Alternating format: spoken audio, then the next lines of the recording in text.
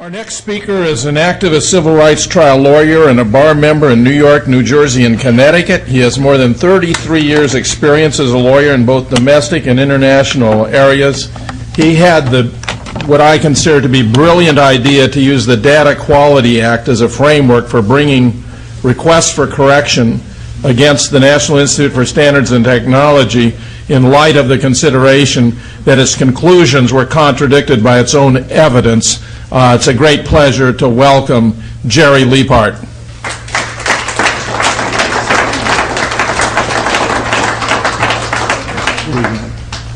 Laptop, just need to plug in. Let me get started just by doing some radio fill, since I know that we have a radio audience. But it's going to take a few minutes probably to get the laptop set up so that I can start the slideshow part of this presentation. So while we do this technical part, maybe one of the things that we can do for our radio audience is to provide them with a little more information about who we are here this afternoon. And I know from this morning I was impressed with David Von Kleist's use of the survey technique with the audience. He asked us questions and we gave him answers. So I'm going to do the same thing. I'm going to tell you a few things about me, but in return I'm going to expect a little bit of information about you. All right? Now, how many here present this afternoon have at one time or another worked in corporate America only to leave in a huff or otherwise get fired? I see one. Oh, it's going to take a while to count this. 1, 2, 3, 4, 5, 6, 7, 8, 9, 10, 11, 12. The hands keep coming up. 13. It's nothing to be ashamed of. Yeah. So that tells me a little bit about who might be drawn to a presentation like this. People who find it a little bit difficult to go along with the norm or with the standard explanation of events. It's not an easy thing to do. The norm is to go along and to get along. You start raising questions about 9/11, and then chances are someone in your family or someone who has a significant relationship with you might tell you not to do that. And they might tell you not to do that for a variety of reasons, not least of which is that they might consider themselves to be in danger. You know, someone might say to you, "What are you trying to do, get me killed?" Because the implications of 9/11 are quite clear. This is not going to go over anyone's head. It's an instantaneous recognition that if you raise questions about this, particularly if you link the events of 9/11 to the use of high-tech weaponry, of which there are only two sources. One is the military apparatus of the United States that comes under and within a strict chain of command.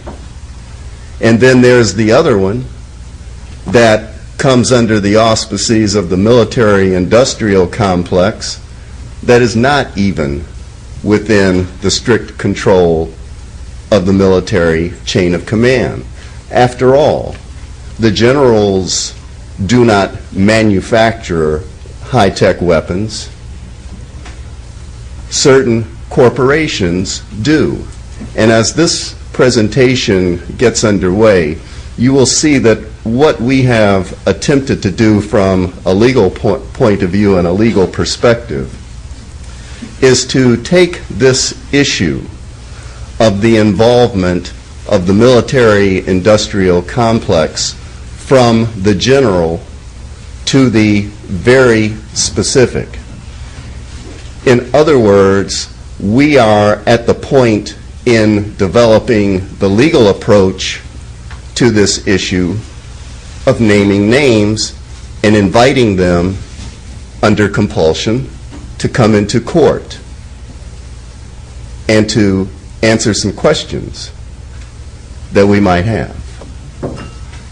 And it is my honor as an attorney to work with the lady, the researcher, the scientist, the person who just preceded me at this podium. Dr. Judy Wood is a client, and Dr. Judy Wood has taken the presentation that you just heard and has put that presentation into the form of a legal request. Actually, she has put it into the form of two legal requests, one of which depends on or results from the other. And she is not alone. Another researcher and thinker has done the same thing, Dr. Morgan Reynolds, who you will hear from in detail tomorrow morning. And he too has utilized this two-step legal process, which I will seek to describe and also seek to input into the slide presentation that I'm going to try to implement. Now, as we do this process, let me start by giving you an explanation of the two legal approaches that we have used. The one is called a process of requesting corrections under what is called the Data Quality Act. The Data Quality Act is a relatively recent vintage. It dates from the year 2000, and it was actually it actually results from industry wanting a way to limit their exposure to governmental regulation. And the Data Quality Act was added in as a rider or as a throw-in to just simply the budget bill that was passed in the year 2000. The Data Quality Act has 3 paragraphs. It's very general, and all it does is indicate that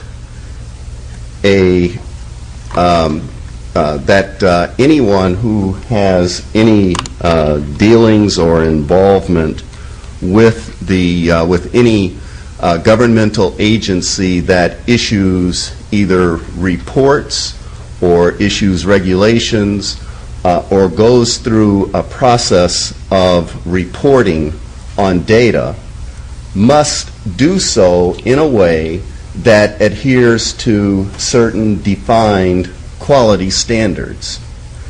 The reason that industry had in mind for the Data Quality Act was to make sure that they had a way of either contesting or calling into question regulations when they were promulgated. So, as many of you know, the task of reporting on what caused the destruction of the World Trade Center was given over to an agency of the U.S. Department of Commerce called the National Institute of Standards and Technology, or NIST. Okay? And it took NIST from 2002, when it was given this task, until the end of 2005 to come up with a report on what caused the destruction of the Twin Towers, World Trade Center 1 and 2. And then, to this day, NIST has not yet issued a report on what caused the destruction of Building 7. And NIST's most recent pronouncement on Building 7 was that they would perhaps have a report by, say, the end of this year, after having previously said that they would have a report on what caused the destruction of Building 7 by, say, springtime this year, and before that, the beginning of this year.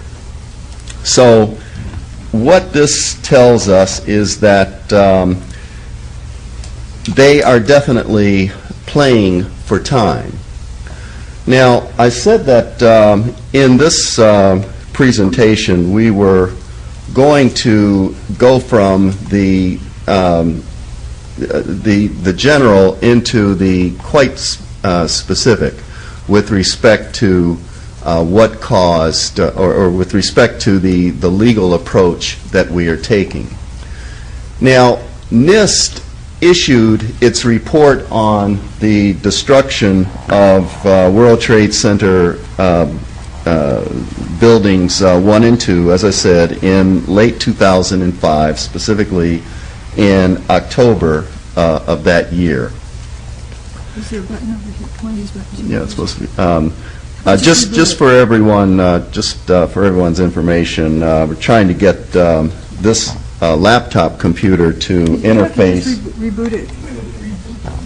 Just reboot it with the thing plugged in. It'll sense it. Okay. Is it- We're going to reboot the restart the computer, and let's see. I think we'll do it that way. Yeah. And hopefully this slide presentation will come up. Let me tell you about the slide presentation. Unlike the magnum opus that Judy just presented, mine is more in the way of word slides. So after all, that's what lawyers principally do, is we do work with words. And as a matter of fact, in speaking with some of you during some of the breaks, I know that there's a desire among many to increase the interactivity that we are having in this well-attended conference, and so I'm going to take up that suggestion. And as a matter of fact, this is not being done as a favor to you. I have a request. I have a request for assistance. I'm going to tell you why. The process of requesting or of utilizing the Data Quality Act means that you submit to NIST requests for correction. In other words, you say to them, the data that you have presented is inaccurate, and here's why, so correct it. So what we have done with Dr. Wood and Dr. Reynolds' work is we have said, here are examples of data that are readily available, that are clear on their face, that in your report on what caused the destruction, of the Twin Towers you did not take into consideration. And as you have seen with respect to Dr. Wood's work, and as you will see with respect to Dr. Reynolds' work, that's a considerable amount of data.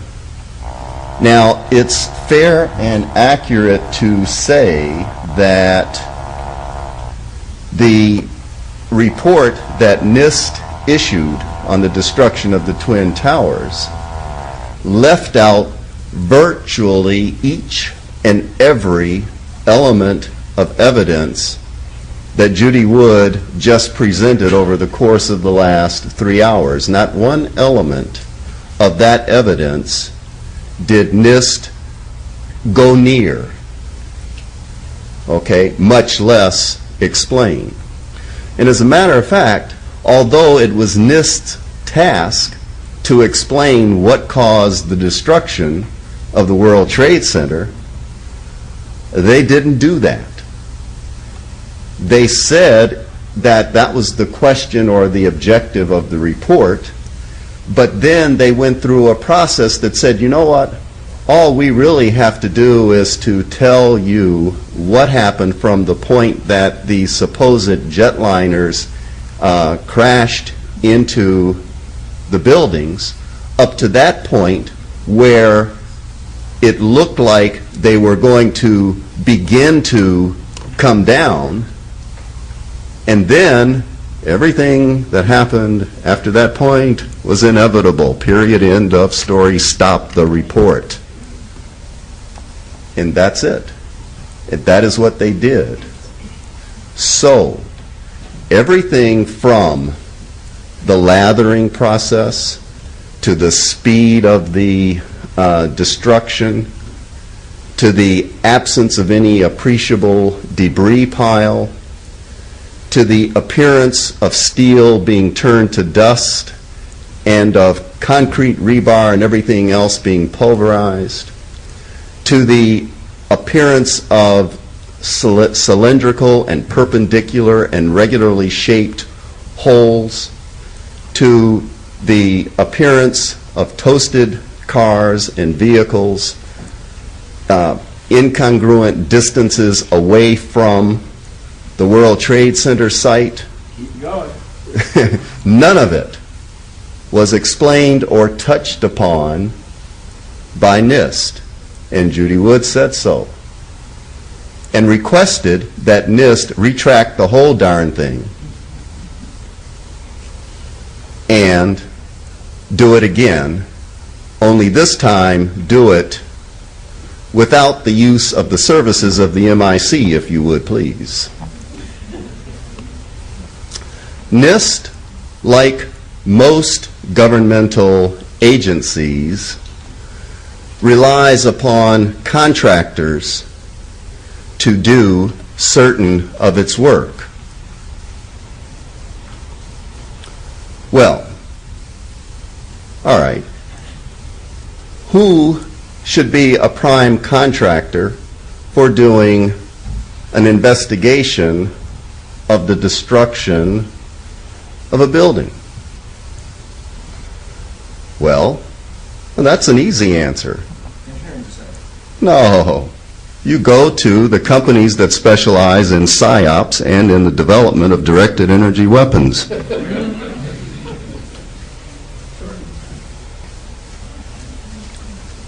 Because that is who they used. Survey question. Could you spell out the name of the company involved? How about SAIC? Thank you. And how about ARA? How many of you know of these companies? What do they stand for? I see a couple of hands, 3, 4, 5. I see people see if anyone else is going to raise their hands, and then they all start raising their hands. Okay. Yes, I'm going to answer the question that was presented. What does SAIC stand for? And ARA. SAIC stands for Science Applications International Corp. They are based in San Diego, Among the work on their recent resume is that they were given the contract to take over media in Iraq after the invasion of Iraq in order to make sure that the media presented stories that were to the liking of the powers that be. However, SAIC in the event failed in that endeavor and undertaking, and just simply did not get it right. So they actually lost that contract. But one of their key specialties is that of the development and carrying out of psychological operations. That is what they do. And as we have seen from speaker after speaker today, starting with Jim Fetzer's overall presentation, going on into David Von Kleist's very compelling presentation, followed by the presentation of Dr. Wood and of Barbara Honecker, as well as Bob Fatrakis and Kevin Barrett. We have all seen how, from beginning to end, and on a continuing basis, 9/11 is quintessentially a psychological operation. And it was carried out on the basis, in all probability, based on what the evidence appears to suggest, and what the evidence confirms, the use of high-tech weaponry.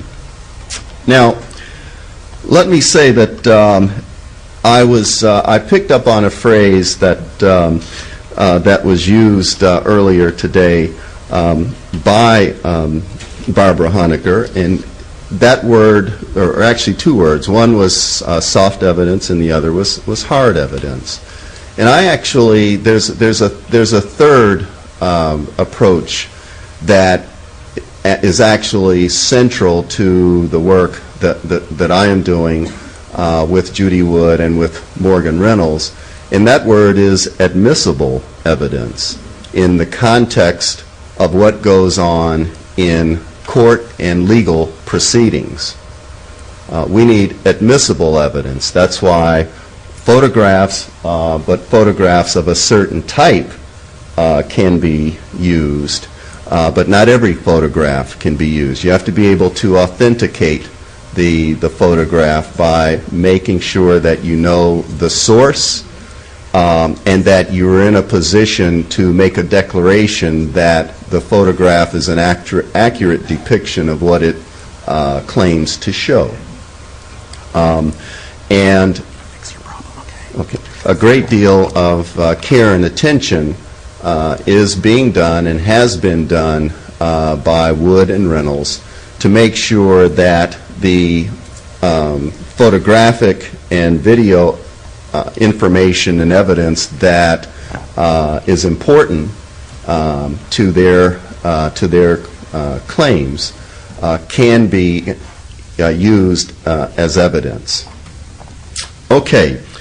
Now, with the Data Quality Act, once you submit this request for correction, you can do so from a variety of perspectives, and one of the main reasons why the request for correction was submitted by these two researchers was actually to pave the way for another kind of action, a kind of action that is based upon or stems from what's called the False Claims Act. And under the False Claims Act, individual people can bring lawsuits on behalf of the United States government. Yes. Someone said the name of these cases out there in the audience, and they are known as key tam cases. Okay, how many of you have some familiarity with the key tam process?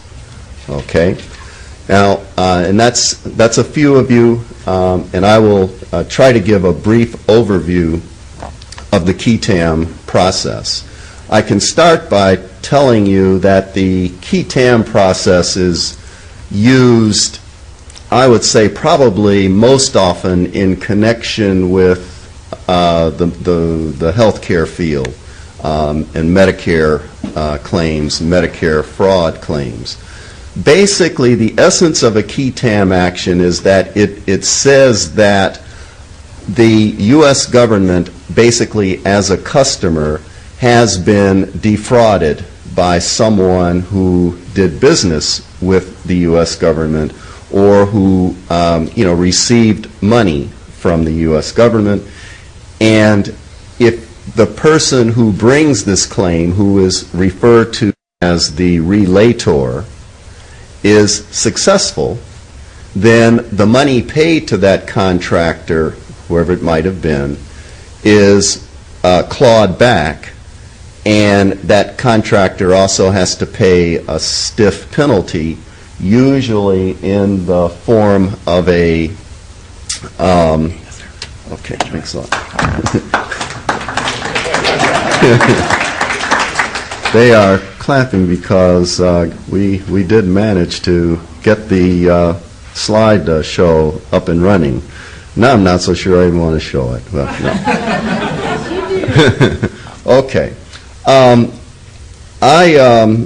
wasn't quite sure how I was going to title this this presentation, and so that's why we have basically an opening slide that is just an old photograph that I took of a partial lunar eclipse with an insert of a planet that happened to be in conjunction with the moon at the time that this photograph was taken. However, this is a composite because the planet didn't come out right in the actual photo that I took. And so what that was intended to suggest or show is that, I came to this work by way of a varied background. There was a time when I was a pretty active amateur astronomer. There was a time when I was, pretty fairly well self-taught in philosophy and in metaphysics. And there was a time when, going back to the 1970s, when I happened upon information concerning directed energy weapons, which were then in their relative infancy, although even then they were not new. And even then, there were serious concerns being raised about the overwhelming temptation to put such weapons onto satellites and to platforms and placing them in Earth orbit. And so in January 1980, I published a legal article entitled Introduction to Space Law that did a survey of the provisions of the Outer Space Treaty that have the overall effect and purpose of preventing the weaponization of space. However, the language of the article is relatively loose, and all current and recent attempts to strengthen the language of the Outer Space Treaty have been firmly opposed by the U.S. government. See, January 1980. There's a question. I'm sorry. What body of law would you govern space? Is it like that maritime law? Yes, it's a treaty, and of course, under U.S. law, a treaty, once it has been gone through the process of first being signed and then secondly being ratified, it takes on the effect of law and has the same force and effect as as what you call a statute or a law of the United States, and is just as binding. And is that admiralty maritime law? Well, actually, it's space law, and it is a specialty of international law. It arises primarily under the auspices of the United Nations Treaty. The United Nations has a committee on the peaceful uses of outer space that is a major committee of the United Nations, albeit one that most of us don't have much involvement with. However, it's an important UN committee, I think, because of both the importance and the sensitivity, as well as the overall complexity of the technology involved. In the early years, in the 1960s, 1970s, there was a significant interplay between the developed and the undeveloped, or the developed and the so-called third world countries of the world, centering on the concept of technology transfer and of making sure that the less developed countries in the world were not left out of the process of space exploration and of the use of space technology. That issue still sort of simmers on the back burner, but at present the primary issue, I think, has become that of weaponization. Okay? All right. So the issue with respect to the use of key TAM cases is that, all right, you as an individual, if you have information that monies have been paid to or collected by a contractor on the basis of either fraud, deceit, or misrepresentation, then you can go through the process of bringing a key TAM action. However, in order for a key TAM case to get very far, you are very quickly going to run into an obstacle that is called the original source doctrine. Okay? And that's how the Data Quality Act comes into play. Here you have Judy Wood and Morgan Reynolds saying something. What are they saying? They are saying that the NIST report is false and fraudulent, using those words, false and fraudulent. Who prepared the NIST report? Well, if you look at the NIST website, it lists all of the contractors who were involved. And not only does it list the contractors by name, but it lists the contractors by the name and by the name of the persons who worked for the contractor who were assigned to the NIST project. Guess which two companies had by far the most people assigned to the NIST project? ARA and SAIC. What's ARA? ARA is Applied Research Associates, located in Albuquerque, New Mexico, with hardened test facilities all over the place, and with principal headquarters probably right around the block from a joint military organization, or JTO, known as the Directed Energy Directorate.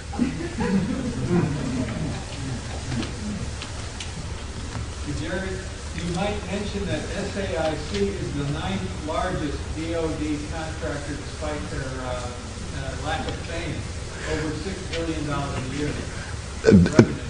Okay, Dr. Morgan Reynolds said that I might mention that SAIC is the is annually in the top 10 of Defense Department and of U.S. governmental contractors, despite having relatively few employees, less than 6,000.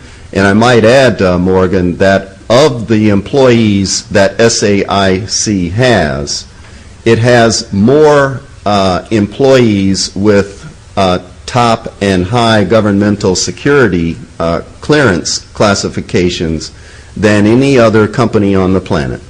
Reverse the initials. And reverse the initials. That's right. And ARA almost certainly comes in second in that respect. Now, I'm going to skip through some of these slides and we'll come back to them. I want to have you take a look at this one. How many of you have heard of the Directed Energy Professional Society? Okay, there are a few. All right. Well, here is a slide that shows you how the Directed Energy Professional Society, which by the way only dates from the year 2000 or 1999, it's not somewhere in there. But there came a point in time when a number of companies thought that there should be a Directed Energy Professional Society. And among the founders,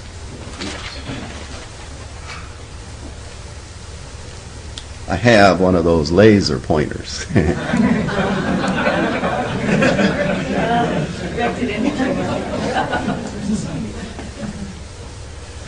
That what I just pointed to says silver level founding sponsors of the Directed Energy Professional Society, and the first named company there is Applied Research Associates, Inc. Okay? Now, the Directed Energy Professional Society has a rather comprehensive website, and I commend it to you. They have a series of PDF booklets dating from the year 2000, but stopping after the year 2002, that contain some very interesting articles.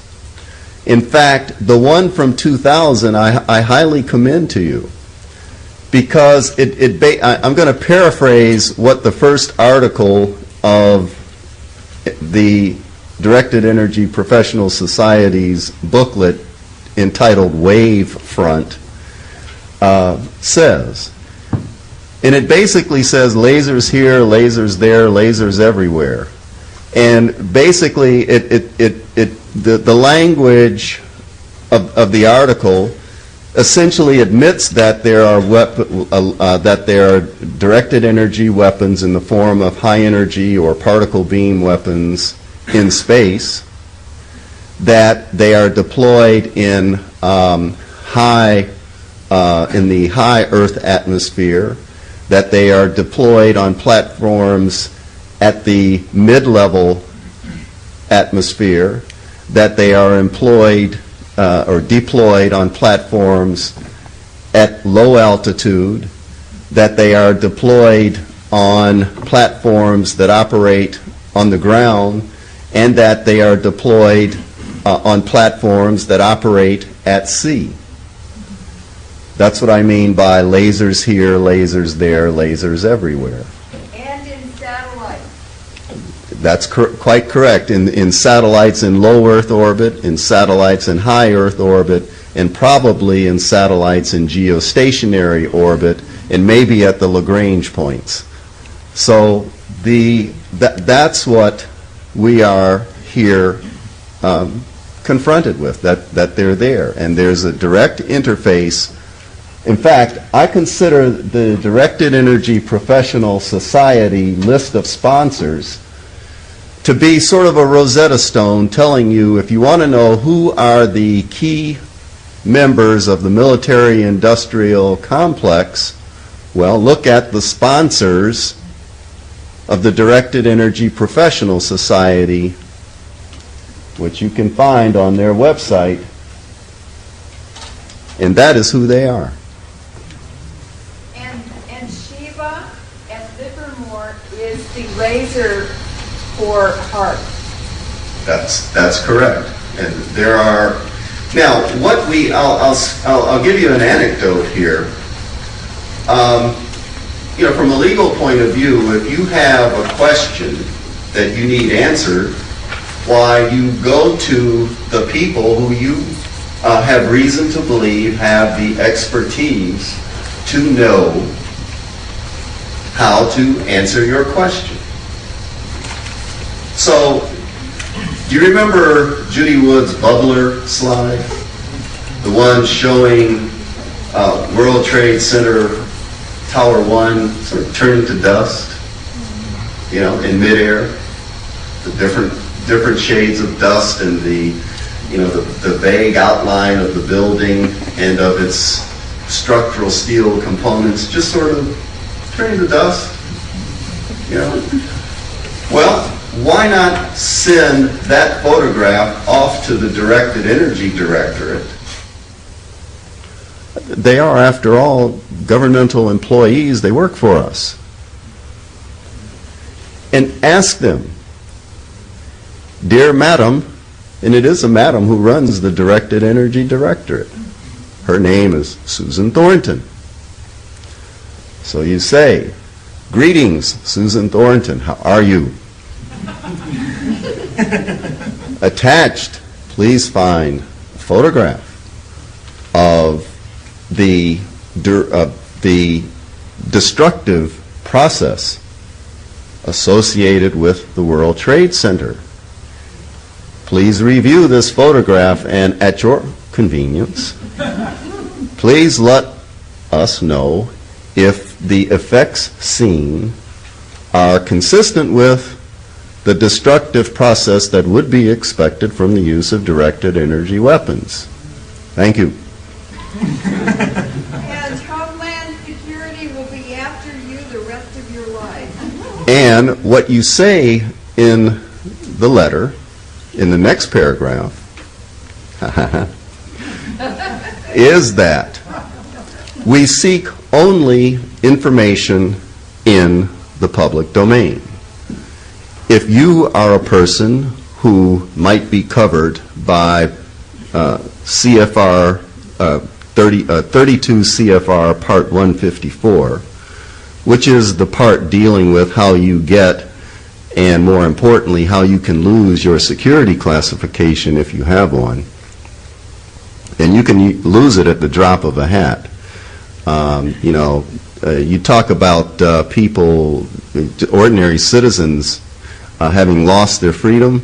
Well, put yourself into the position of someone who has a security classification.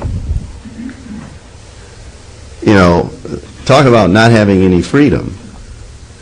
Now, Dave Von Kleist went so far as to, ask the person here who has that clearance to identify themselves, but Dave, they can't do that. If they identify themselves, then they will probably lose their security classification. If they lose their security classification, they lose their job. It's as simple as that. So that is that's a very serious thing. So we say, look, we know that just writing you this letter is a dicey thing, because we're basically asking you to admit that the military-industrial complex pulled 9/11. We're not naive, and we would be silly to pretend otherwise. This is not a joke in doing this, and we don't expect, yes, it was, and this is the name of the device that was used, and the serial numbers of the parts in it are pursuant to the list. We don't expect that, but this is done in all seriousness. But it has to be thought through, and it has to be thought through to the level of making requests that you have a right to make through the procedures that you have the right to use in the places where you have the right to use them. And if you get an answer, fine. If you don't get an answer, you've done what you could. Now, we fully expected to get an answer. Because we went on to say, and as a matter of fact, we've sent a copy of this letter to Clay Johnson III, because Clay Johnson III is probably the third most powerful person in the apparatus of the U.S. government, and the most powerful person in the apparatus of the U.S. government who you are likely not ever to have heard of. But he heads the security apparatus of the U.S. government. If you got a clearance, you got to go through Clay Johnson. And Clay Johnson is one of Bush's lifelong best, closest, and dearest friends, who comes from Texas and has been with Bush forever. And that's who Clay Johnson is. So you send a copy, to Clay Johnson because you're not trying to get these people in trouble, but you are also seeking to be very clear that you are serious in your request and you want to know. So you get a reply from the Directed Energy Directorate that does not say yes, but guess what? It doesn't say no. It does not treat your request as though it's frivolous. It acknowledges it's serious. It says it's very that you've raised a very interesting question. Blah blah blah. So and so. We don't have the budget. Blah blah blah. So and so to help you right now. If we could, we blah blah blah. So and so. And that's what it says. And that's what you'd expect it to say. But what you do not expect it to say was, how dare you ask this question? You don't expect that because you have a right to ask that question. You don't expect it to say, your question is frivolous, because it's not frivolous, because the evidence speaks for itself. If you have a better explanation for bubbler, then give it.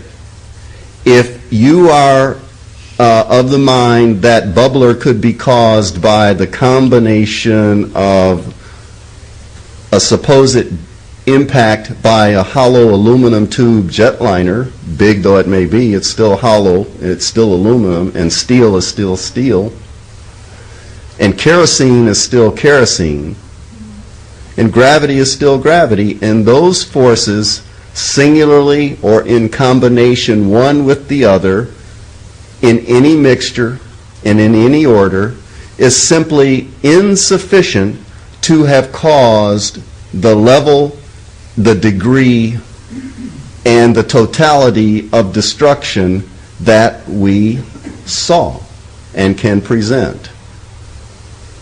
Okay?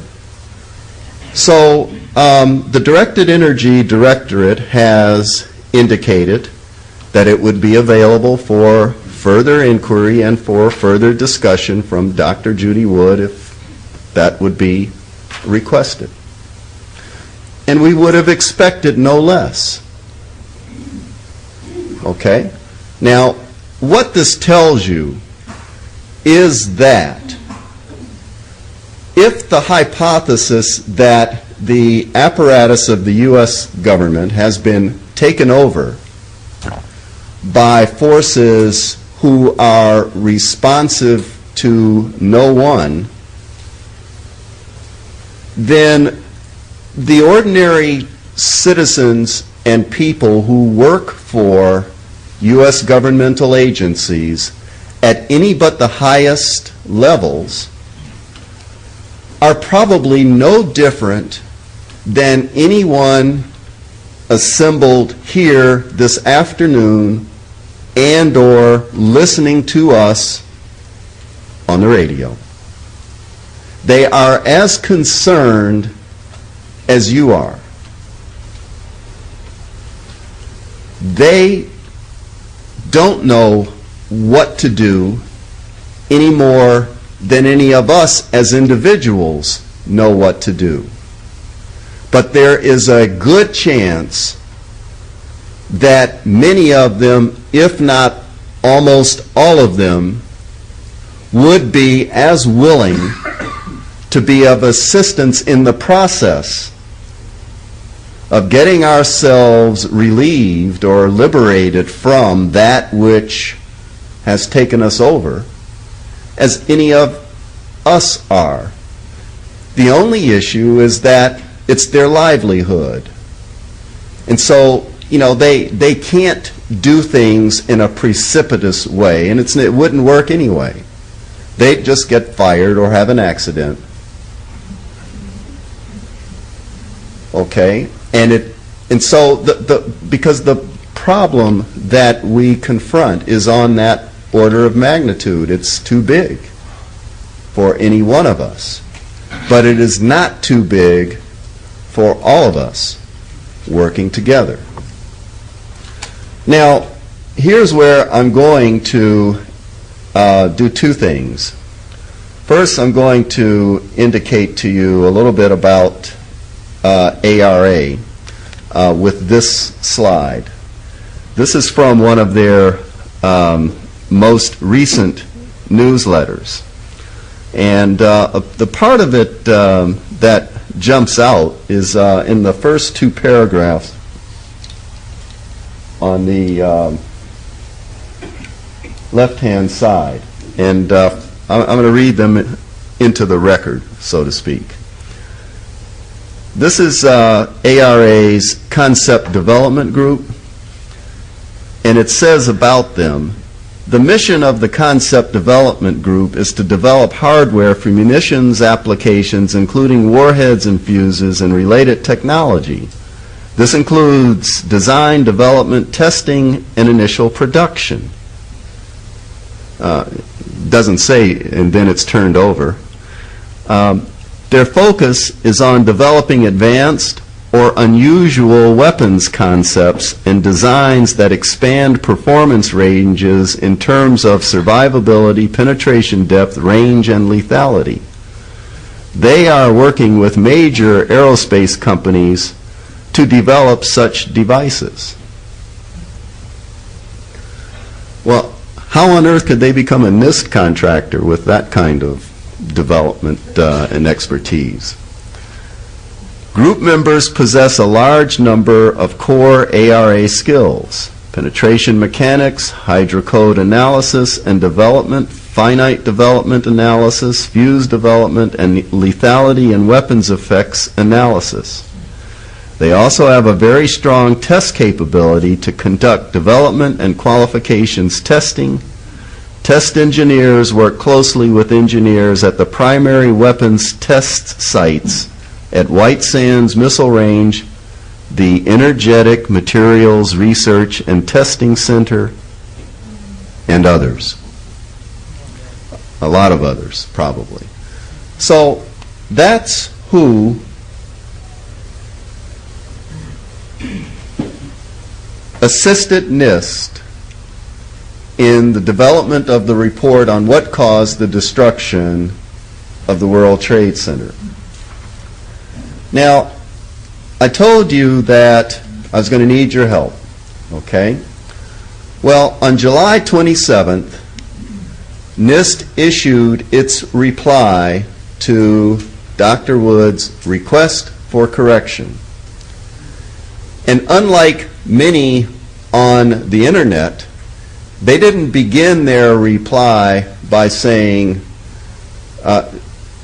Judy Wood has that wacky theory. Okay?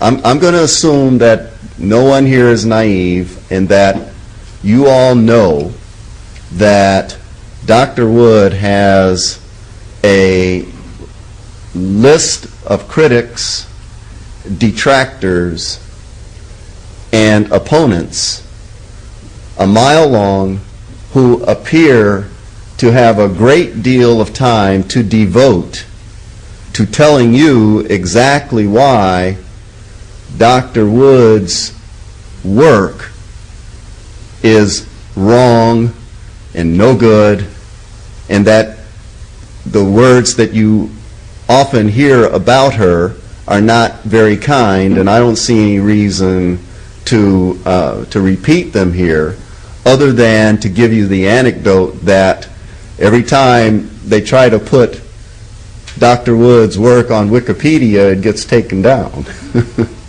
Okay? Well, that's not how NIST responded to Judy Wood on July 27th, which I didn't see until July 30th, and this was a busy week, so I haven't really had a chance to go through this reply that Dr. Wood has received, and so I'm going to invite you to go through it with me. Give me your impressions, okay? So for starters, they don't start out by saying, "Dear Wacky Judy." They say, "Dear Dr. Wood." And that's all and as it should be. All we did was ask them to retract that report that they submitted because it was false and fraudulent. So what else would you expect them to say other than "Dear Dr. Wood"? All right, so let's put this into the record on a paragraph by paragraph basis and see where we go with it. They start by saying, quote, "This letter is in response to your March 16th, 2007 request for correction and your March 29, 2007 and April 20th, 2007 supplements, which included witness statements from first responders interviewed by the World Trade Center Task Force pursuant to section so-and-so." Okay?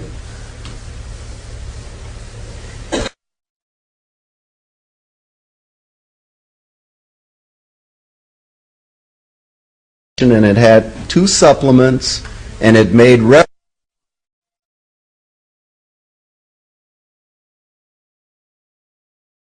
Now, what I can tell you is that many of the interviews of the first responders were redacted. You all know what redacted means, right? Blacked out. Blacked out. That's it. Okay? And frequently, the blacked out sections of the first responders' reports were those sections which, based on the prior and the subsequent parts that weren't blocked out, were those sections where these first responders were on the verge of explaining what they saw and heard.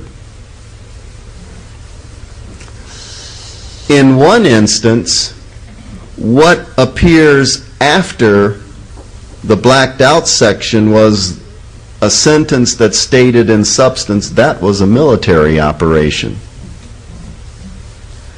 Before it was a section that talked about cars exploding for no reason. Then a long section that was blacked out. So we thought NIST might need to know about this. And in the request for correction, we said, you know what, NIST, and you need to access the unredacted statements. You can do it. You have the power to do that. Okay? All right.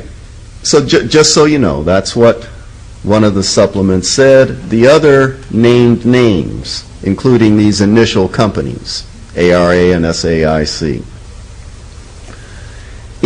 NIST goes on to say, quote, "In your letters you challenge the premises and the probable cause sequence proposed by NIST in NC Star 1, explaining the sequence of events leading up to the collapse of the World Trade Center towers." So you see, NIST is telling you, just as I said, they never described what happened. And they're telling you that in their letter, aren't they? They're confirming that what we said they did is what they did. They're only saying they proposed a probable collapse sequence. In other words, in my view, NIST is telling you, yes, we did not determine what caused the destruction of the World Trade Center. Rather, we proposed a, quote, probable collapse sequence, unquote. And by putting it in quotes, give me some feedback here. This is what I asked for. What does this mean to you? Well, I think it's acknowledging the skepticism of Judy Wood by including those events in quotes. I think that if you had admitted the quotes, then it would sound, I don't know, less agreeable to what you're saying, but by putting in quotes, it's making it sound... Okay. Here's what we're going to do. It's important that this feedback reach our radio audience. So, if you have something that you'd like to say about either this paragraph or any of the subsequent ones, come on up here, get in line, and make your comments into the microphone if you don't mind. Okay? Got a couple people coming forward. And feel free to either state your name or not state your name and give your comment. I'm Matthew Nouse. It sounds like a case of CYA, a standard case. They're covering their ass. And they're using the right words to do it. Lauren. My name is Loren Murray. I'm a whistleblower at the Livermore Nuclear Weapons Lab, and I know all about their big laser there. My question is, in the Department of Energy reports on the Yucca Mountain project, which was total science fraud, all of their reports start out with a disclaimer that DOE is not responsible for anything in the report, which means they don't even believe their own reports. My question is, did the NIST report have that disclaimer?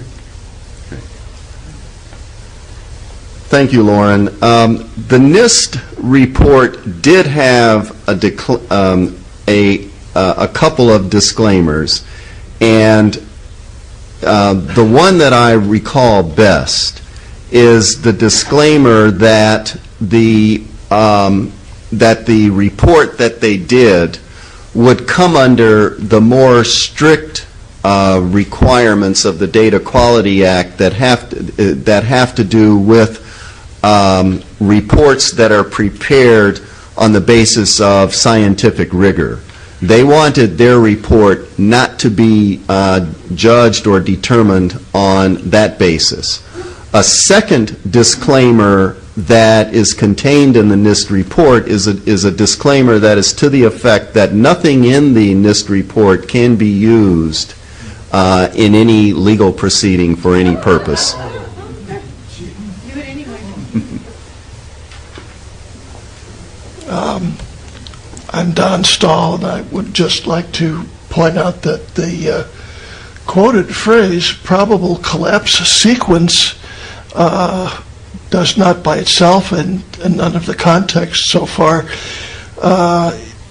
does either indicate where or what is being quoted, whether it's Judy Woods' letter or NIST's own report. So I think that materially affects what whoever the writer of this reply from NIST is intending at this point. It could be left intentionally vague. What I can tell you, however, is that the quoted phrase, probable collapse sequence, is one that was adopted in the NIST report and relied upon. In other words, they started out by saying that the objective was to determine what caused the destruction of the World Trade Center, but they changed that and ultimately only gave a, quote, probable collapse sequence that they proposed. And to offer a proposal based upon a probable, the use of the concept probable, which is a further condition. That's a condition that stakes out a claim that is less than a comprehensive explanation. Okay, so it's a conditioning phrase, a phrase of limitation, or one might say an artful dodge, or one could say that's fraud. Guilty demeanor. Okay, now, Another comment. okay. Thank you. My name is John Munter, and I'm from northern Minnesota, and my opinion is the NIST idea could not possibly be called probable, and it could not be possibly be called a collapse, and so it would be fraudulent from that standpoint.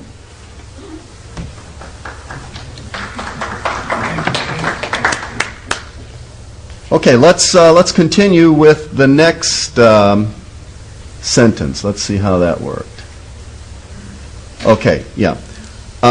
As an alternative, you assert in your letters that, quote, the evidence confirms that the World Trade Centers were felled by use of directed energy weaponry. So that tells you that Dr. Wood went at them directly, clearly, without doubt, without equivocation. Did you know that? Okay. So in other words, Judy Wood had enough confidence in the convincing nature of the information that she had come up with to put it on the line in an official request for correction. Now, here's where it gets interesting. They go on to acknowledge in that middle paragraph that, quote, in addition, you assert that Applied Research Associates, a NIST WTC investigation contractor, had a conflict of interest in performing work for the WTC investigation because ARA is a significant manufacturer of directed energy weapons or components thereof. Okay? NIST, to their credit, grasped what Judy Wood was saying. Because you know what? That is what she said.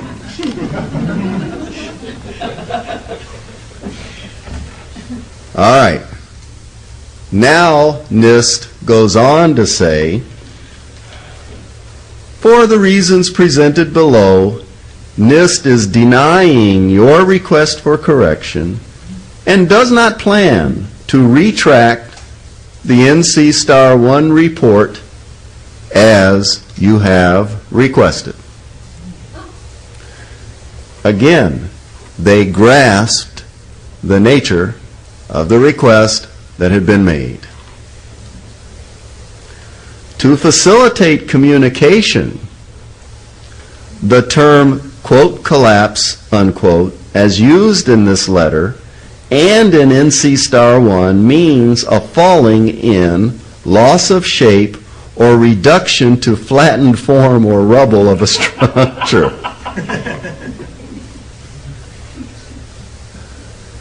As a matter of fact, I'm going to have to double check that. I'm not sure NC Star 1 said that. So as a matter of fact, I'm going to have to think through this as to, this seems to be a material change from what NC Star 1 said. As a matter of fact, if they had defined collapse that way in NC Star 1, I think there might have been a greater sense on Dr. Wood's part that they at least understood what had happened. Okay, I'm pretty sure that you will not find that definition of collapse in NC Star 1, but as I said, this is new And so, we have 30 days to decide whether or not we're going to appeal this decision and take it further, and also to determine what the basis of the appeal will be. And it's too soon to know that right now. This is hot off the press. Okay? Now, they go on to say in this paragraph, quote, as stated in NC Star 1, NIST only investigated the factors leading to the initiation of the collapses of the WTC towers, not the collapses themselves. Well, I told you that. So, you see, they acknowledge that what we say they did in their report is what they did. Okay? Can I ask you a quick question? Is it Come on up.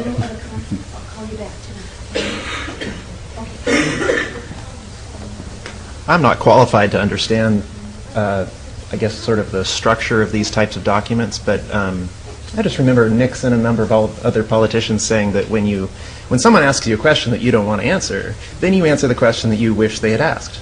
Okay? And so in this letter, they seem to go into extraordinary detail explaining verbatim exactly what Judy Wood asked them. That strikes me as kind of interesting.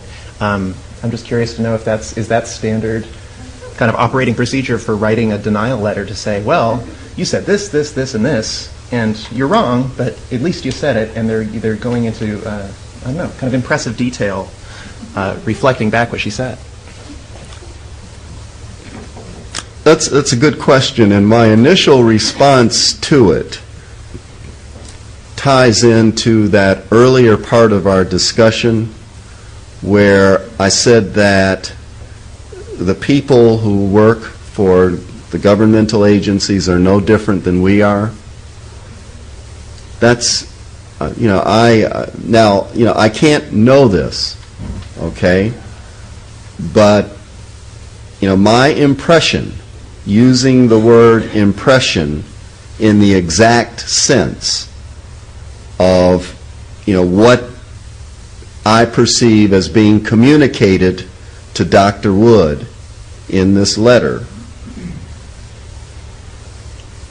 is, between the lines, Dr. Wood, you might be right. And that to me is stunning. I can't be certain about that. But you know what? For the time being, I think, as a lawyer, that I am going to very definitely include that possibility in the work to be done on a going forward basis.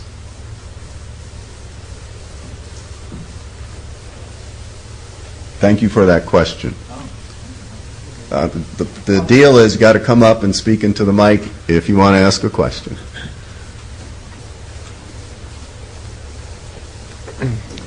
My experience roughly has been that people, when they want to help, but they can't, they tell you exactly what you need to do in order for them to be able to help you. Yeah. And that long list that you skipped over of the exact law under which whatever was going on seems like Arlo Guthrie's quotated, underlined section. Look in this law, this is what we have to comply with. My humble opinion. Thank you. You might be right. And actually, the only reason why I skipped over that part is that we're quite familiar with it. That too was actually a verbatim quote out of our initial, or out of Dr. Wood's initial request. Okay, so and it's also just the numbers of where the law is to be found. Okay. All right.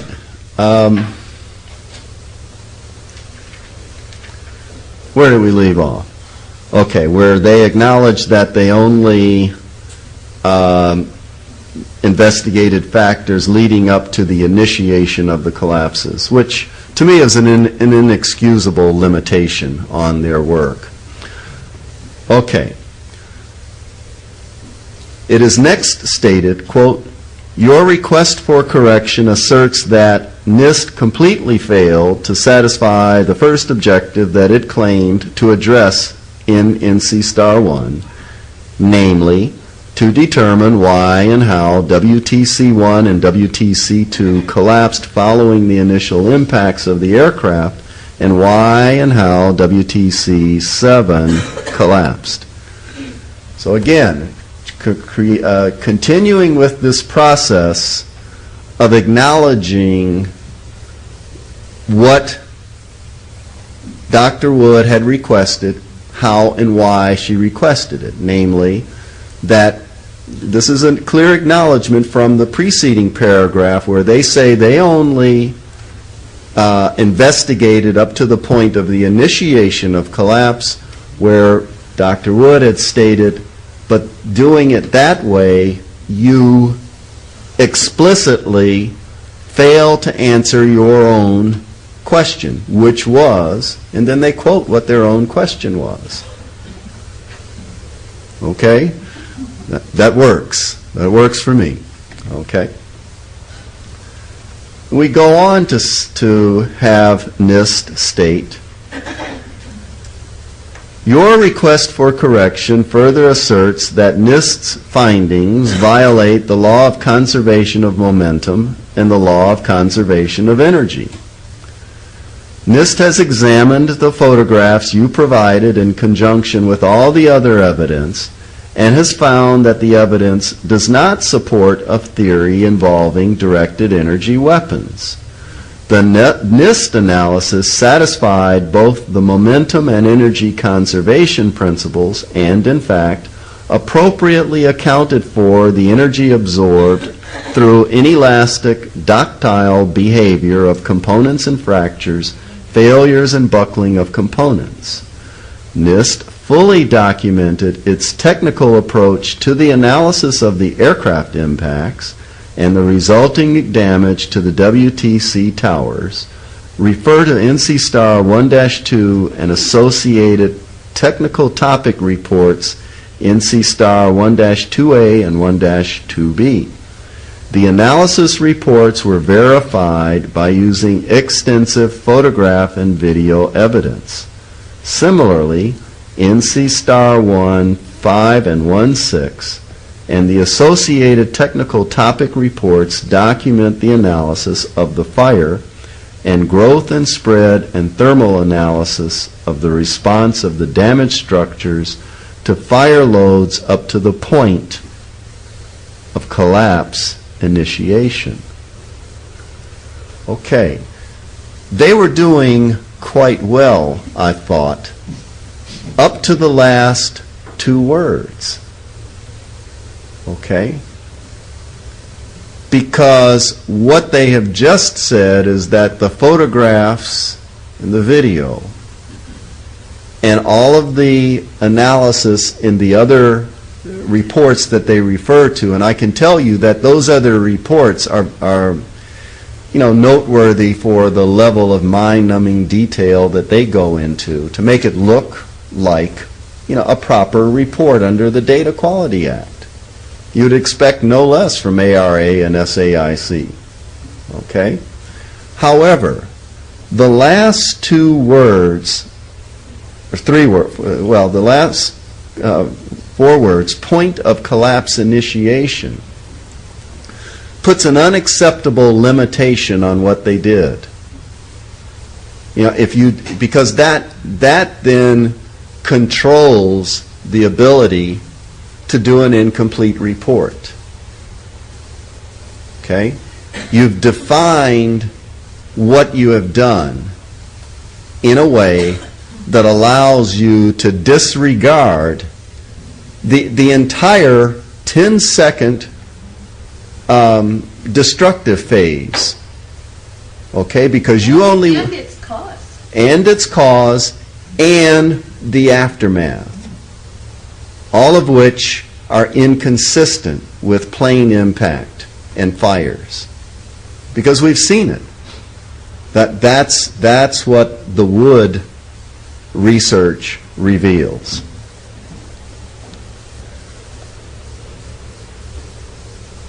The letter continues, quote, "The progression of the fires through the building and the structural response was again validated using the extensive visual evidence available. The rigorous technical approach employed by NIST resulted in findings with all of the available evidence. NIST has analyzed the evidence you provided, and the totality of the evidence still supports NIST's conclusions." That language is interesting to me for a number of reasons, not least of which is that it's a far cry from the way in which Dr. Wood's work is typically dealt with by her unofficial critics. Now, NIST had a duty to respond in detail or meaningfully to the request for correction that Dr. Wood submitted. And I would have to say they did so. They responded meaningfully. I may not agree, but this is a meaningful reply. It smacks of a very high degree of respect and acknowledgement of the work that Dr. Wood presented. Most people in the 9/11 truth movement that I know of, based on my informal survey, treat Dr. Wood's work in exactly the way that Dave Von Kleist described this morning as between the various factions. You know, I'm tempted to call the factions within the 9/11 truth movement by what I think is the more apt name of 9/11 tribes. Okay? That it seems to fit. I like it better. Okay? You have the Thermite tribe. You have the Pod tribe. You have the Directed Energy tribe. You have the Pentagon tribe. Okay? May as well own up to these names. Somebody had their hand up out there. What tribe are you in? Okay. Yeah. All right. Okay. So, see, as a lawyer, yeah, I have to take my clients as I find them. Okay.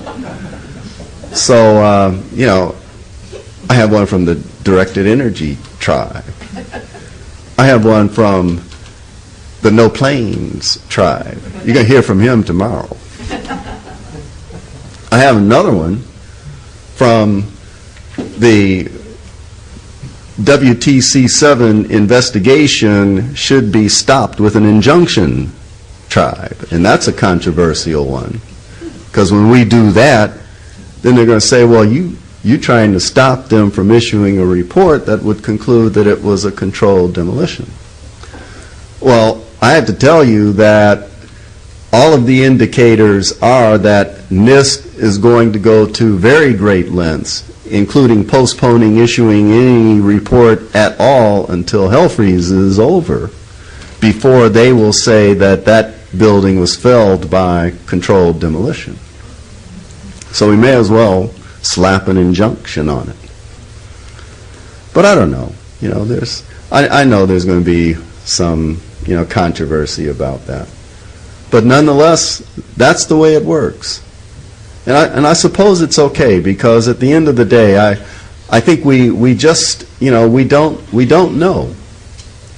None of us were there, and the only thing that I'm really comfortable with is reporting to you with any sort of claim of reality would be information like this. This is a letter that was received, that was dated on July 27th, this past week, and it says certain things, and we have a certain amount of time to reply to it.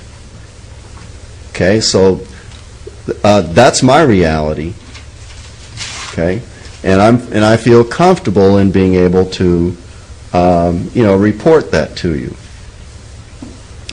Now, there's more to the NIST July 27th reply. Quote, in your supplement of March 29, 2007, you assert that Applied Research Associates, one of the contractors, oh, wait a minute, we already did that, sorry. It concludes, in conclusion, NIST is denying your request for correction. Oh, we already did that too. I must have pressed the wrong button. Okay, the letter concludes then with the direction on what we can do if we are dissatisfied with the decision. Can submit an appeal within 30 days. Did not cover the ARA thing? It was a conflict of interest that you didn't get to. Okay. Let me back up to the ARA thing. All right. ARA. Now, here, NIST is specifically acknowledging the extent to which Dr. Wood's request for correction named that name. Okay? In your supplement of March 29, 2007, you also assert that Applied Research Associates, one of the contractors involved in the investigation, has a, quote, significant, clear, and palpable conflict of interest that adversely affects the quality and the integrity of the work done by ARA for NIST, unquote.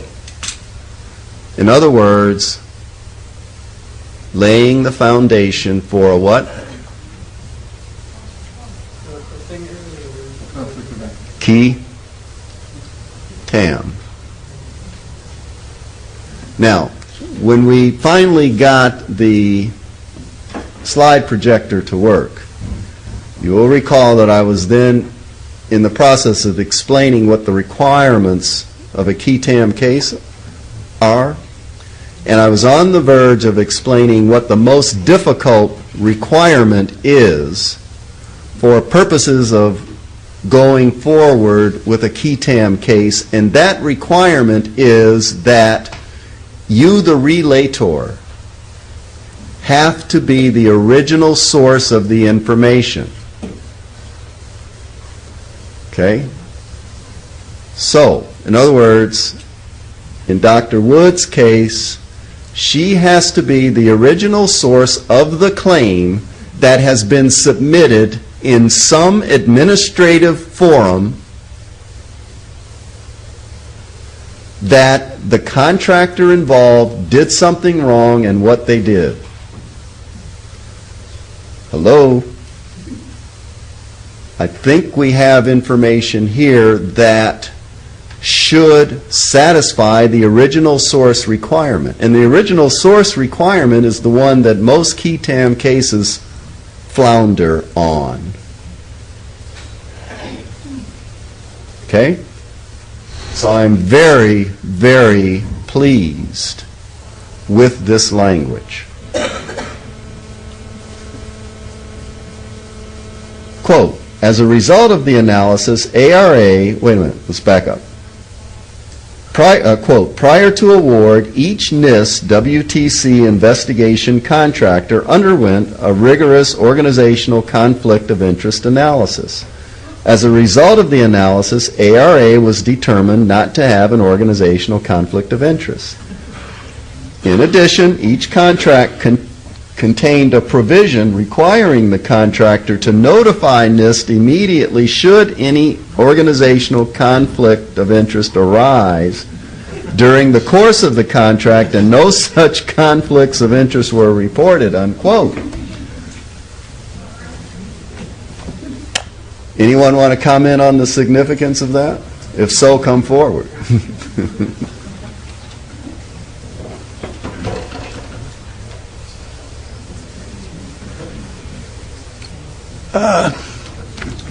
Jerry, Yes. can you hear me? Can I ask you a question about that?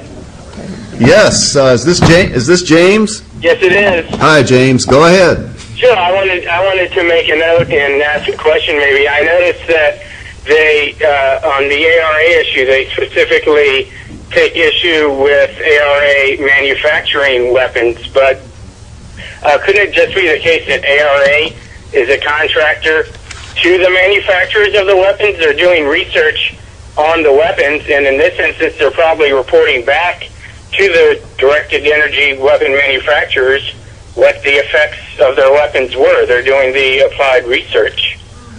Okay. Well, as a matter of fact, James, because I did show a slide that talked about ARA's work, and maybe the impact of that did not, come forward to the radio audience as well as it might have here with the people who showed who saw the slide. But I think within ARA's website there is sufficient information that does tend to confirm that they are a manufacturer, both on their own website and the fact that they are a founding sponsor of Directed Energy Professional Society. Now, I want to say two more things about this. One is that the person who asked this question is one who actually was one of those who initially spotted the connection between ARA, NIST, and their work on and for directed energy weapons, and that's how this movement works.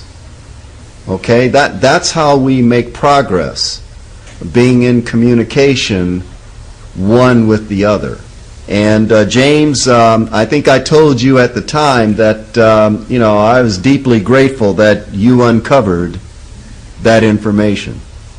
Sure, well, it was a pleasure to, and I was just wondering if that could have been the weasel word they were trying to get around, being a direct manufacturer as opposed to, say, working for firms like SAIC, who are the direct manufacturers. Yeah, as a matter of fact, I can tell you that more work has to be done on uncovering exactly what ARA does, and hopefully when we get these, when the subsequent cases get underway, we'll have a chance to do that. That's what would be intended.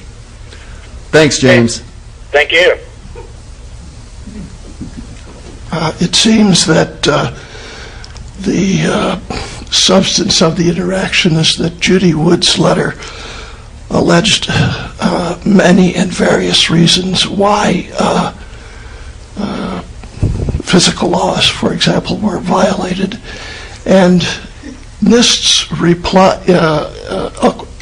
by the account given by NIST, and NIST's reply to her claims that these laws were violated consists of saying, we investigated everything, and the physical aspects and the conflict of interest aspects, and if you're interested in the physical aspects, we refer you to the appendices, which I would bet are probably completely irrelevant, and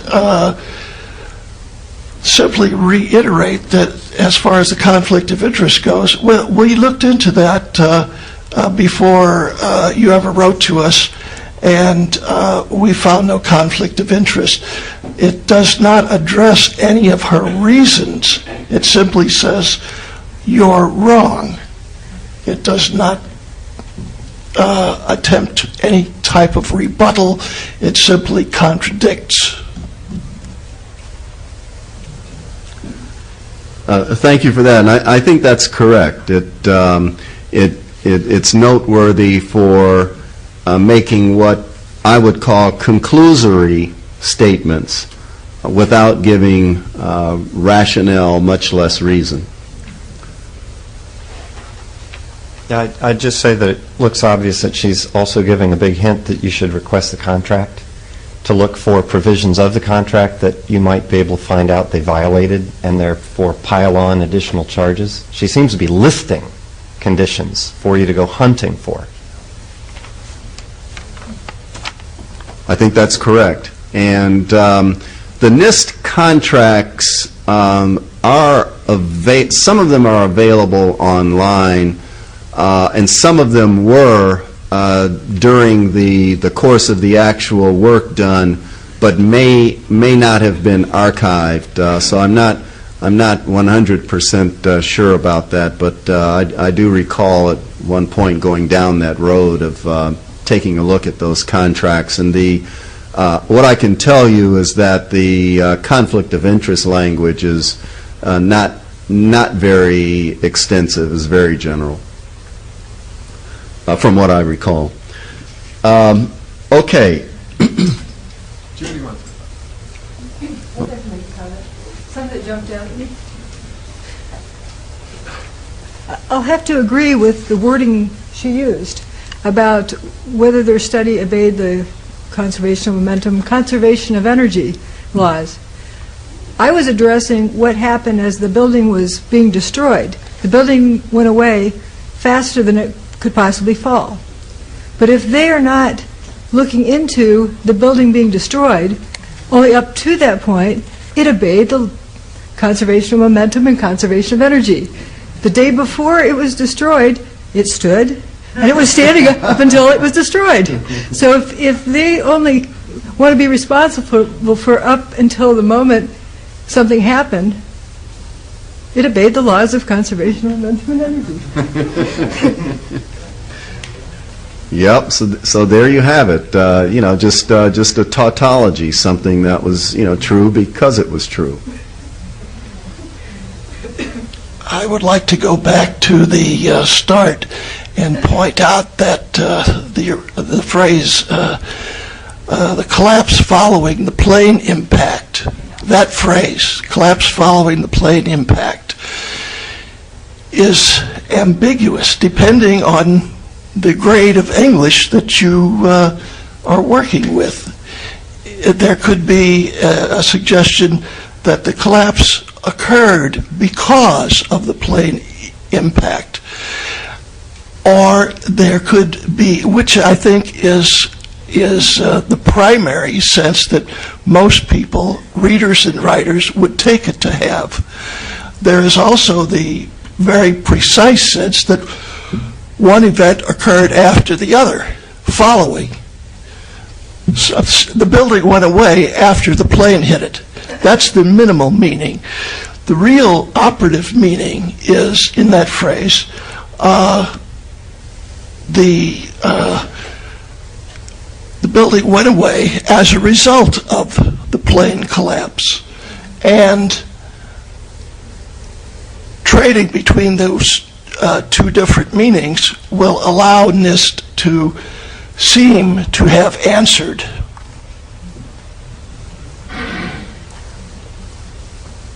The answer given is very consistent with the process that we're here engaging with, and that I will have the responsibility of doing more with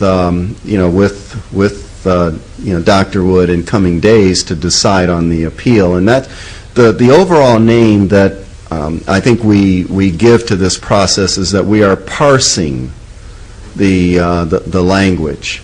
That is to say, taking a look at it in context, but nonetheless on a sentence by sentence or paragraph by paragraph basis, looking for meaning, looking for admissions, looking for inconsistencies. Now, the last sentence is also one that lends itself to that very process. And that sentence states, quote, "Since there is no factual evidence to support this claim, NIST has no basis for accepting your proposed corrections to NC Star 1, and the factual evidence she's referring to there is the conflict of interest that ARA has and confirmation that ARA is in fact involved in the manufacture and development of directed energy weapons." That's why I showed the ARA slides. Okay? Now, let me conclude, because Jim Fetzer is standing here, and so that means it's time to conclude.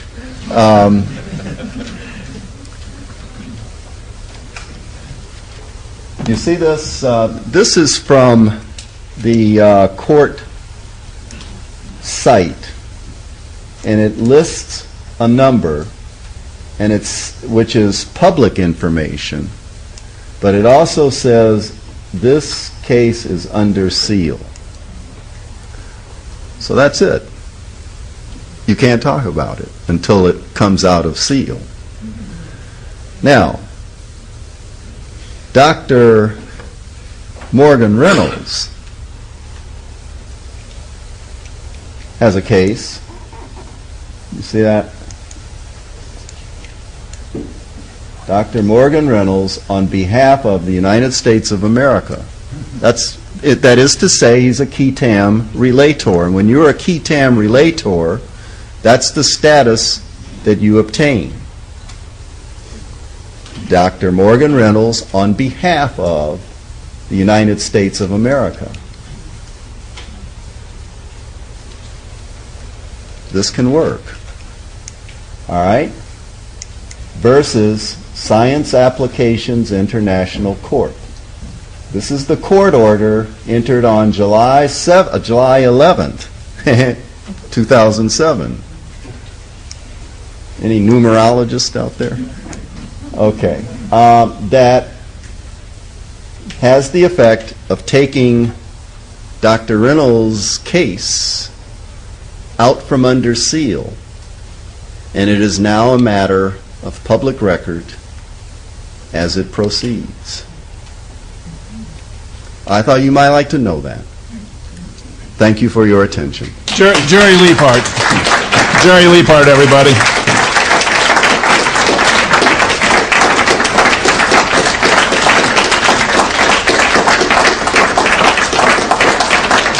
It's such a pleasure to be associated in this important effort with men of his caliber and others you are hearing from during this conference. The situation is we now have we're going to have a 2-hour dinner break. There are 20 restaurants within 10 blocks. Now, because there's this 2-hour break, I'm inviting Dave Von Kleist to perform during our lunch, for those who were in attendance, to take advantage of the first hour and perform at his pleasure here in the room for those who may be available. And during the second hour, for Peggy Carter, who has been very deeply involved in doing research on video fakery and no planes, to have the opportunity to present some videos of hers here in this room during the second hour. Be back here at 8 o'clock for us to continue. Thank you so much.